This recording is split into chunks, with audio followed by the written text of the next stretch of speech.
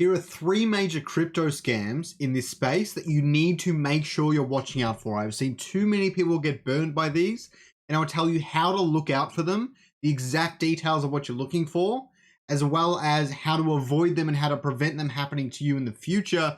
Even if you are maybe tired or a little drunk and you manage to fall for one of these, there are still ways that you can limit the damage to your wallet and help protect yourself. So the first one we're going to jump into is a very common Twitter scam. Now, this affects more content creators than others, but I've heard of it affecting many, many different people. So you must always look out for this one. I get 2 or 3 DMs a week at least of crypto scammers trying to sell me a beta test for a game. Okay, that is essentially what they're doing. What they will do is they will tell you about a new game that's coming up. Daniel Young is a good example, and I'll explain to you exactly how you can recognize if it's a scammer or not. Daniel Young is a good example. He asked me if I can make a thing about his game, stuff like that. This was ages ago, so I might have almost fallen for this one. I don't know. I've almost fallen for a lot of them, to be completely honest, and this is why part of the reason I'm making this video.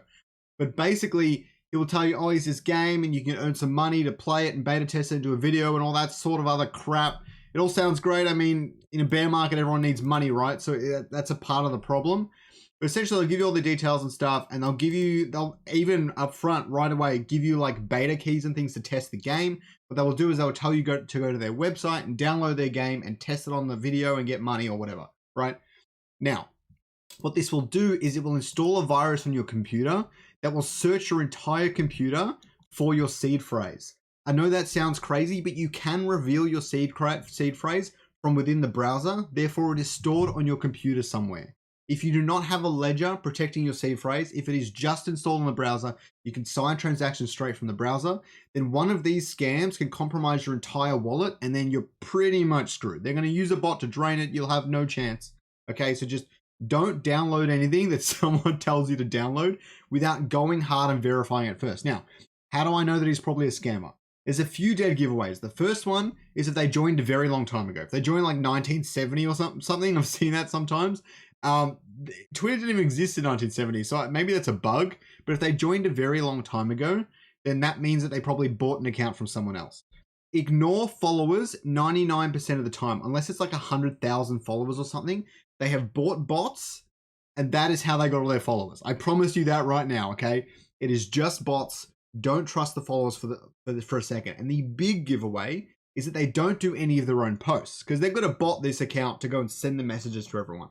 The big giveaway is, so you can see that they've retweeted here, retweeted. They're just retweeting some game that exists and pretending to be a part of the team. They're not a real person, okay? So be very careful on that. Again, have a ledger or something, use a hot wallet and things like that. And make sure that your seed phrase is not stored on your computer. The only way to guarantee that is with a ledger or something like that, and that the wallet inside your browser does not have the seed phrase inside the browser. If it's just a regular wallet, it probably will. So be very careful. They can steal everything when you download one of these things. One way I do like to scare them off is I tell them they have to pay me up front, disappear every single time. If they don't disappear, if they continue the conversation, then maybe they're real. I'm not going to tell you that they are, but I haven't had one yet respond to that, okay? They just ignore you, they're gone, they're not interested in playing that game, believe me. And a legit project really has no reason to not pay up front, right? Like, I mean, obviously it's a risk to them, but you're taking a lot of risk downloading their game, so I think that's perfectly fair. Worth considering. Okay. The next one we're going to talk about is signing a transaction on a dodgy website. Now, this is very easy to fall for. I've had some that have been like, I'll pay you 10 ETH for this, and they'll send me a link, and it'll be like an offer. It'll be an offer for one of my NFTs or something, but the link is 99% of the time fake. You can verify some of this pretty easily. For example, they send you an OpenSea offer link. Just go into your OpenSea, like the actual website, and check if there's any offers there. I'm going to tell you right now, there isn't. Not an offer at 10 ETH or 20 ETH or whatever ridiculous number they're pulling out. There is nothing there, okay? So the other thing you can do, so there's 2 other things you can do. Firstly, use a hot wallet for everything. Even if you stuff up, at least you're not going to lose everything. Secondly, you can go to revoke.cash to double check if something's gone wrong and just to make sure that you're protected in general. Explaining revoke.cash is a bit tricky, but essentially you can type in your wallet here. If you want to grab your wallet, just go to MetaMask. Wrong wallet, whoops. Go to, say, your hot wallet, hit copy, paste it in here, and you can see all the permissions that are currently enabled in your wallet. So you can see that I have unlimited allowance for ILV on SushiSwap. That's to allow it to swap my ILV. After you do that, you can revoke it as much as you want. And USDC, I have unlimited allowance because I've traded that on Sushi somewhere as well to OX. I don't even know what address that is, so I really should revoke this, right? So if I connect the wallet, let's just revoke this right now. I haven't done it in a long time. I could do this wrong, but we'll see. All right. Gross2.eth, revoke this. Revoke. So revoke.cash is pretty good. You shouldn't really, you can donate to them too. It's up to you. So the transaction's been submitted and it's revoking it. So basically you can go through this list. It can be really deep. And if you go to NFTs, it can be even deeper. You got a lot of things there, and just start revoking everything if you're not sure what it is. That's a very good way. So I just revoked it. It's gone now. It's a very good way to make sure that there's no permission sitting there that you didn't know about, because that can come and bite you in the ass a lot later. So definitely being careful of that as often as you possibly can be, okay? The third scam you got to be really careful of, this one's a good one, is the OpenSea scam, right? So if we look at my OpenSea account here, you'll see this real Goblin's Pet. This was airdropped to me. I have no idea where it came from. I didn't buy it. Always verify if you bought something before you touch any NFT. If you transfer an NFT without knowing what it is, you could run into some serious problems, okay? Because they've attached a transaction, a smart contract to it that will give permissions to your wallet when you interact with that smart contract. You're going to be very careful about the things you're interacting with. Now, people have assured me that moving it to hidden doesn't do anything because it doesn't sign a transaction. So as long as you're not signing a transaction, you should be okay, but I don't trust anything, so I'm always pretty cautious.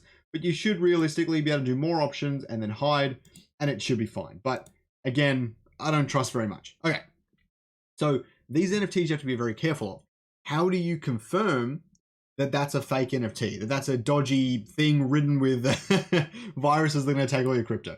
Okay, so if we look at the transactions, you can see that it was minted from a null address, and I can see that it was just transferred to me. I didn't buy it, I didn't sell it.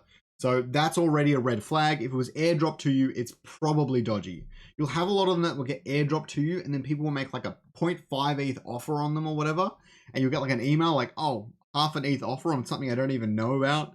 That sounds great. Obviously, it's not great. Don't do that. Bad idea.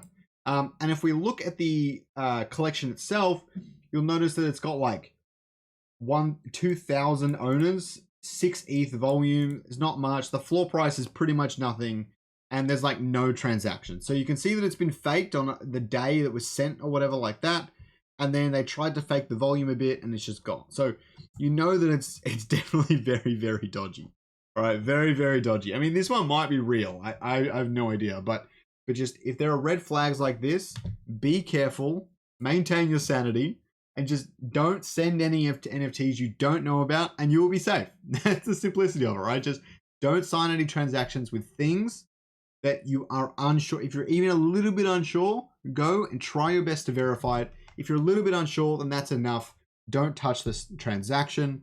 If you want to touch the transaction really badly, you think you could be good, send everything to a different wallet and then do it. And watch, go on revoke.cash and you'll see all these permissions for taking all your shit, and then go revoke them all and put your stuff back. I don't know. Just be careful out there. It is a dangerous world. It is dangerous in crypto.